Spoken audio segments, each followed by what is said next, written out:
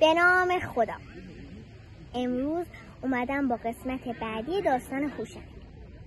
همونطور که توی قسمت قبلی بهتون گفته بودم، هوشنگ بچه دیو رو شکست داد.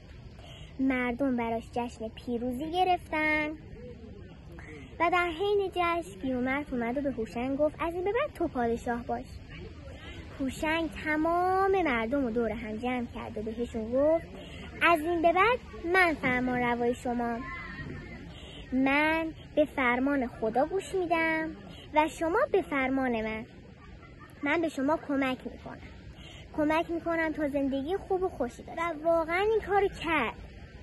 اون زمان که مردم بلد نبودن به جز پوست حیوانات بر خودشون لباس بسازن، ولی از اون به بعد آهن داشتن، میتونستن باهاش تیشه، تبر و اره بسازن. تیشه و تبر و اره به چه دردشون میخورد؟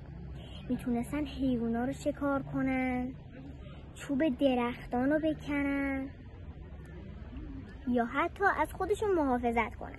هوشنگ حتی به اونا کشاورزی رو یاد داد که چیزی بکارن، ازش مواظبت کنن تا رشد کنه و از محصولش استفاده کنن. هوشنگ حتی به اونا یاد داد که از رودخونه ها جویهای کوچیکی بکشن و آب رودخونه و دریاها رو به زمین کشاورزی خودشون بیارن. هوشنگ تنها این کارا رو نکرد، اون حتی از حیوونا هم استفاده میکرد. مثلا با خودش فکر میکرد و میگفتش که بعضی از حیوونا هستن که پوست خوبی دارن، میشه از پوستشون استفاده کرد، مثل روباه یا سنجاب.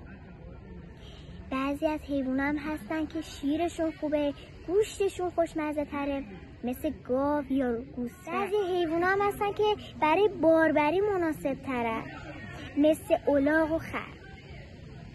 مدت زمان فرمان روایی هوشنگ 40 سال بود و تو این مدت زمان مردم به خوبی و خوشی زندگی میکرد. قسمت‌های بعدی براتون داستان‌های دیگه‌ای از شاهنامه رو تعریف میکنم. فعلا خدا نگهدار.